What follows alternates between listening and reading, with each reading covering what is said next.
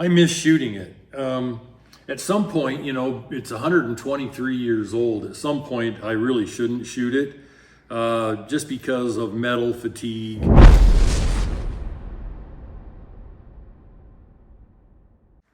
Hi folks, Tim Sundles here. We have had a jillion requests for a review on 30-30 rifles. So here are my 30-30s. And I kind of always enjoy showing you the guns that we developed ammunition with.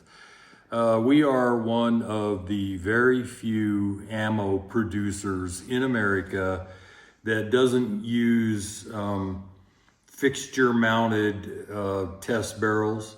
We use guns, over-the-counter guns. If we're working on a cartridge where there is no over-the-counter guns, say like 500 line bar, we have to use custom guns.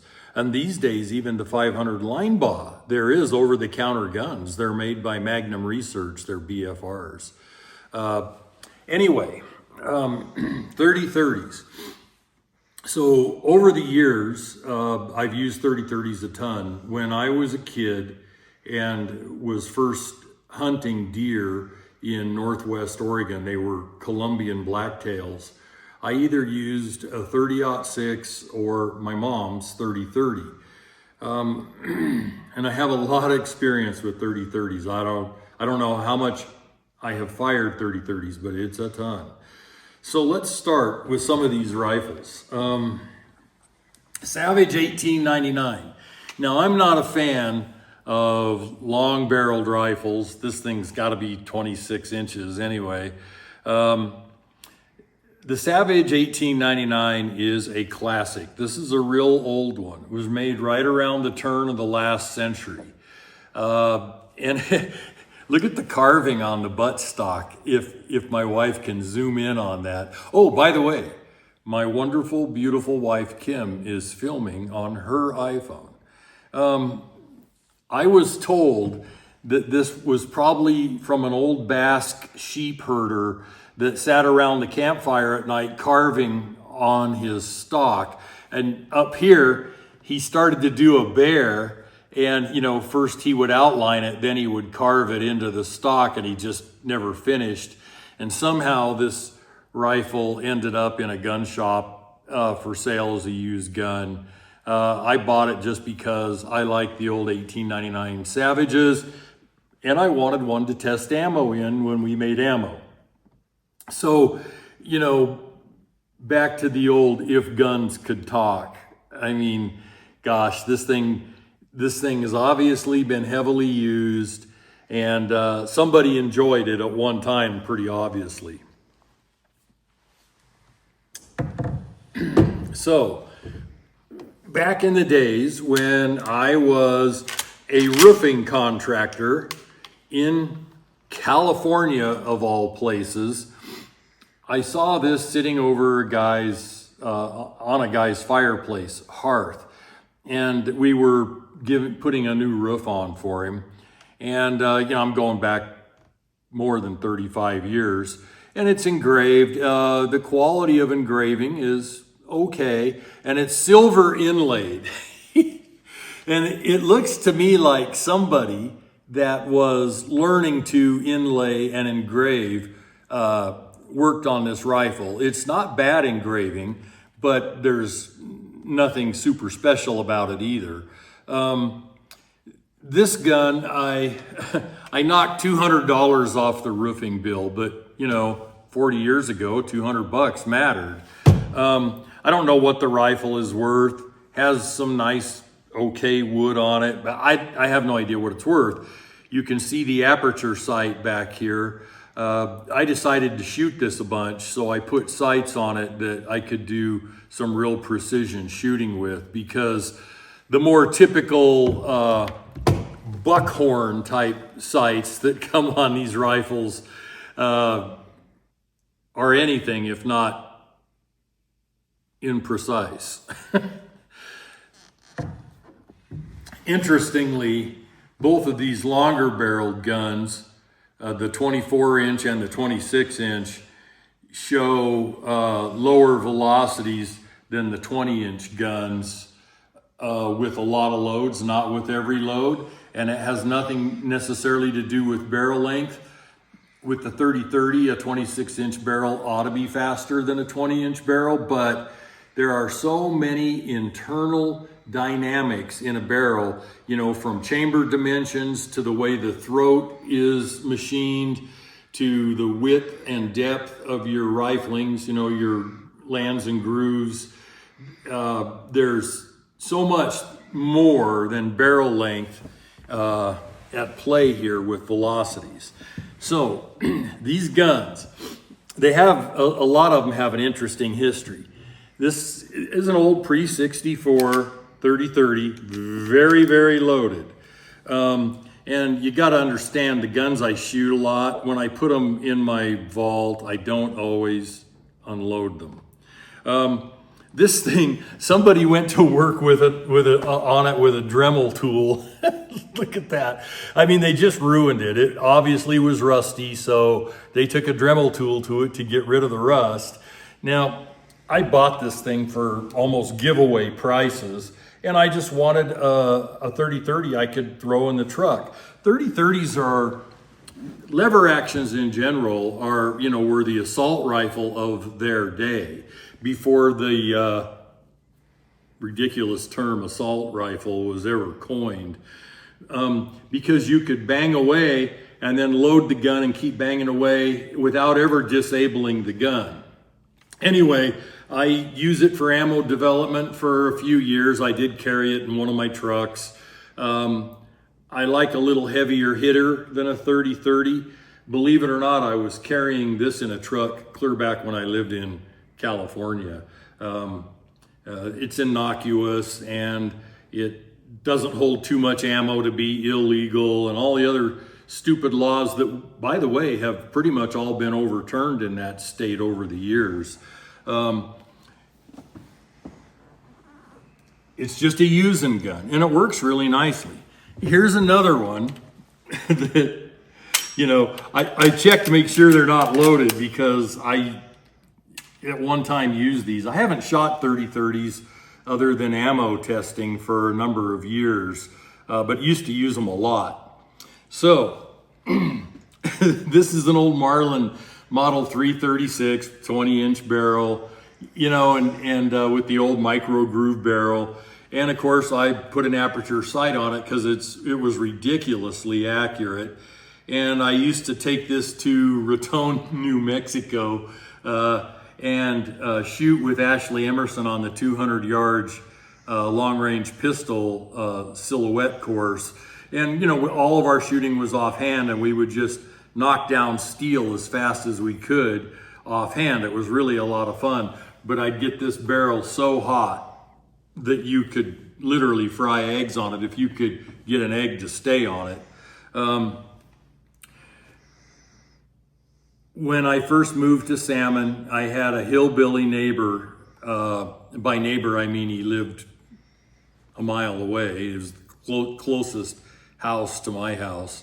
And he had a Redfield wide field 4-power mounted on this. And he needed money one day and he said, "Tim, give me $100 for this rifle." You know, and I mean, we're talking 33 or 34 years ago. And I said, okay. So I gave him $100 for it. Thing shoots like a house afire. It was a really nice investment. And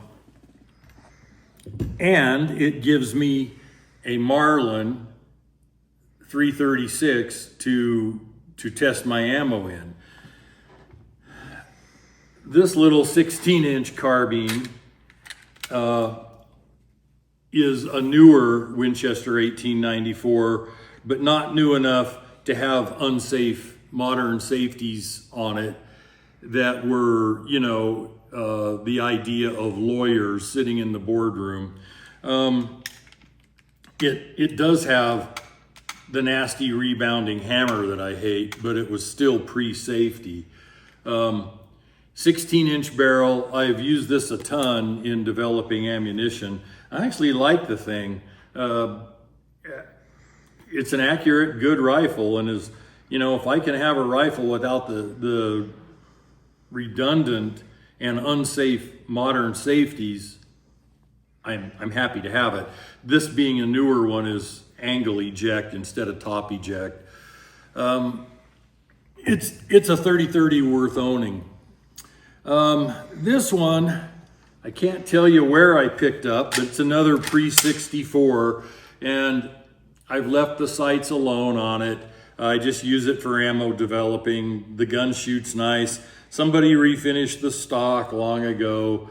But other than that, it's completely original. So as a pre-64, if I ever wanted to strip that finish off the stock and redo it with oil, it would be an original gun. And you know, these old pre-64 30-30s are kind of worth some money now. To me, they're just they're just test guns and fun guns. And someday my grandkids or the neighbor kids or somebody is going to own a lot of these guns.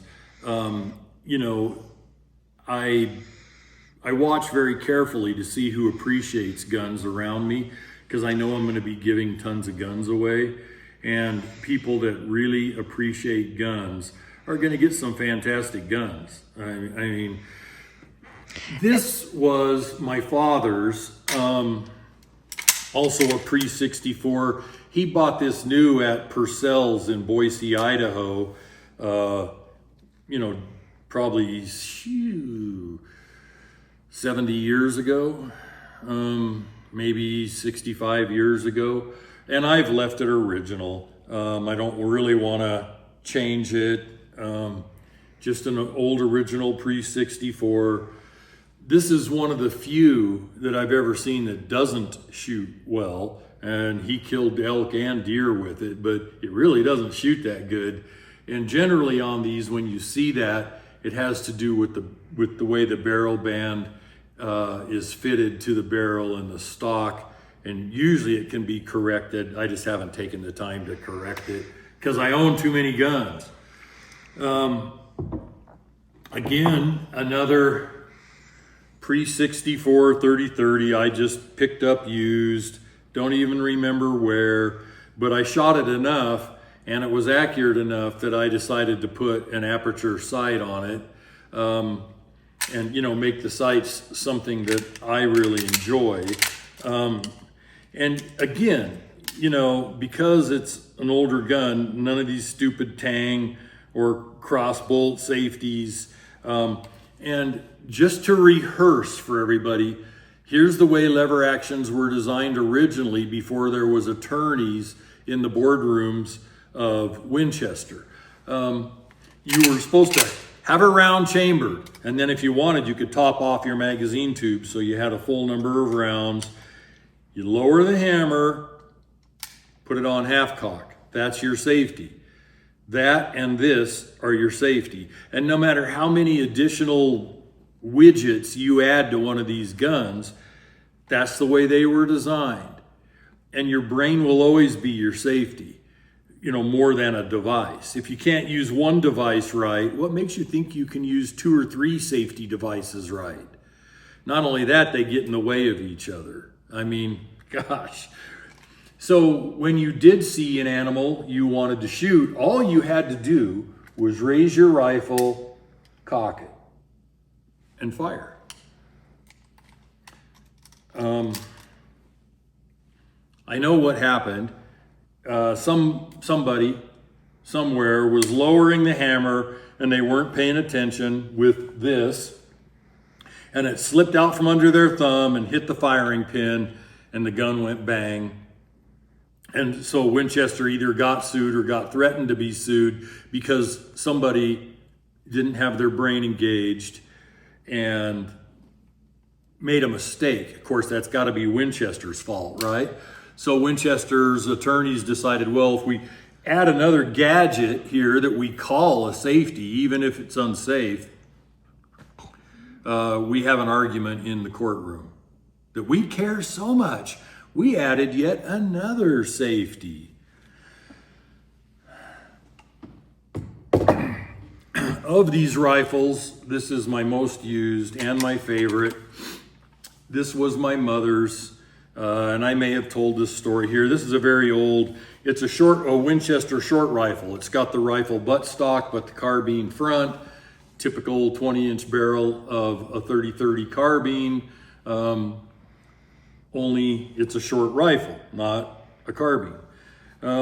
Made in 1902, according to the serial number.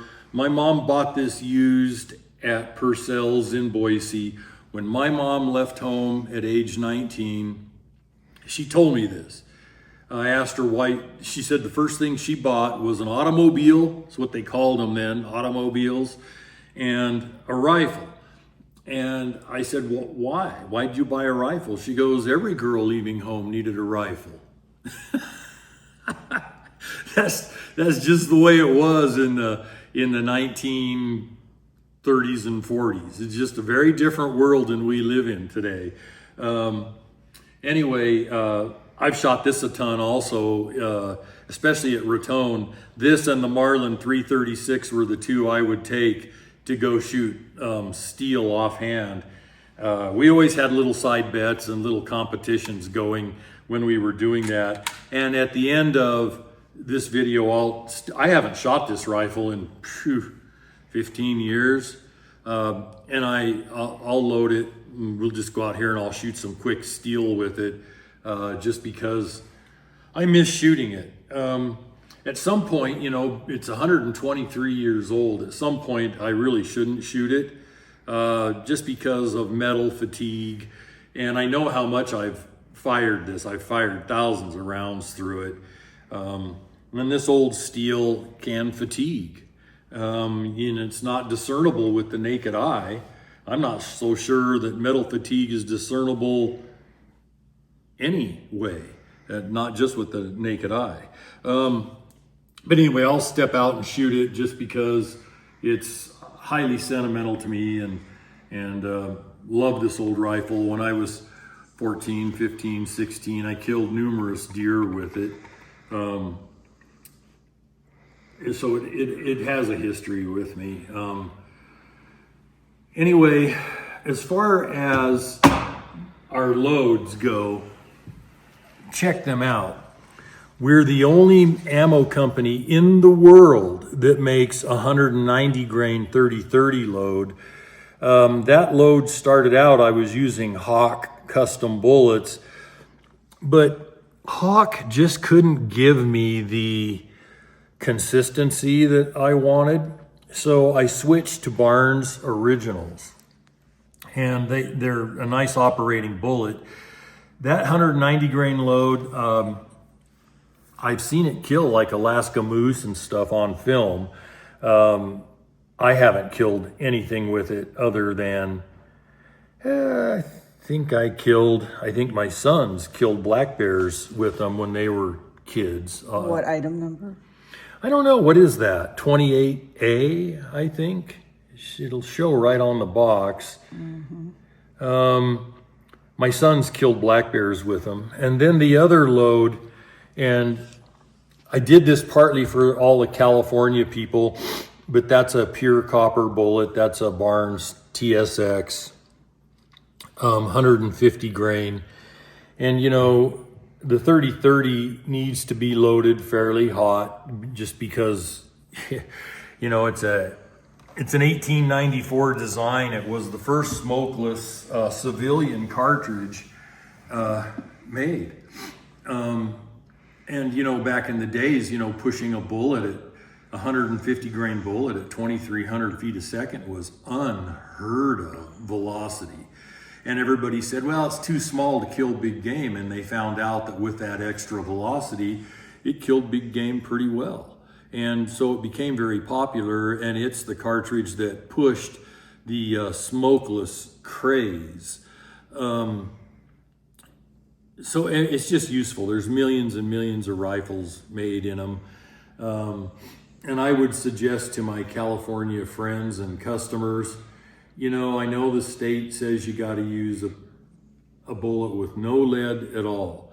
Well, all it takes, and it's an anti-gun move. It started that way because all copper bullets at the time when California made that legislation up, when they actually pulled it out of their ass, you know, copper bullets were very, very expensive. They've, on a percentage basis of cost, they've come down because they're popular now, but it was actually an anti-gun move to make it expensive to shoot in California. I'm going to step outside with my mother's 30-30 carbine here and just bang some steel real quick. Folks, I hope some of this is instructional or at least entertaining, and I will step outside and I'll wish you my best for the day. God bless. Just gonna bang a few rounds downrange from my mom's old 1902 30-30. I do want to discuss a couple things about how to use these lever guns. And, you know, first of all, I don't know if you've noticed, but when you see me shooting, I'm always wearing glasses.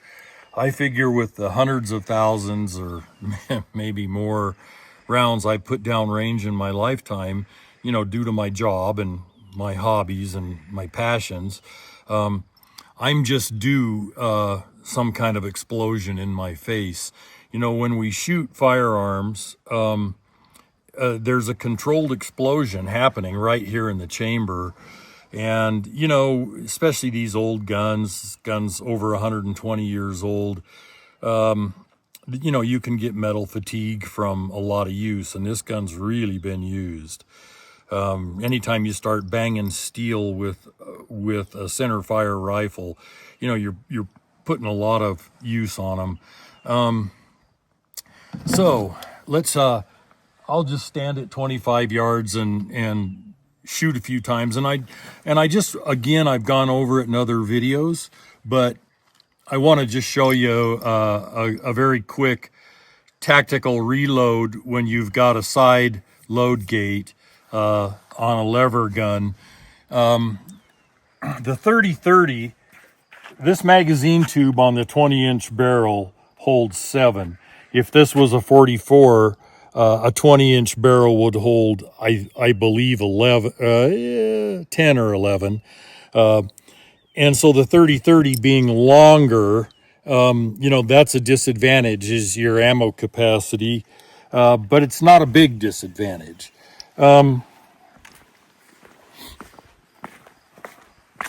So because I'm using a lever gun the way it was designed, I have a round chambered, the hammer's on half cock, so all I have to do is shoulder the rifle,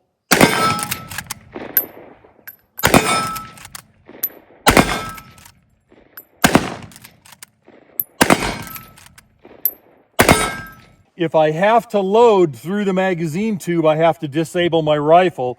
I can't keep shooting.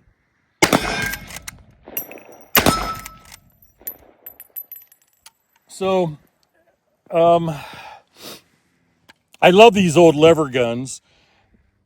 The advantage to the 30-30, even though you have a smaller or a lower ammo capacity because the cartridge is longer than, say, a 357 or a 44, the advantage is if I want to shoot at 200 yards, it's much faster, flatter shooting than a 357 or a 44 mag. I would, you know, for self-defense, I'd be using this at under 100 yards. So I don't see the 30-30 as the best choice for self-defense in a lever gun. I like the 357s and the 44 mags a little better just because they hold more ammo because they're shorter. The cartridge is shorter. But anyway, thus endeth today's little shooting in the driveway session. And hope you guys know that cow's like, what the hell was that? Anyway, she's looking for her baby. I hope you folks have a great day and God bless.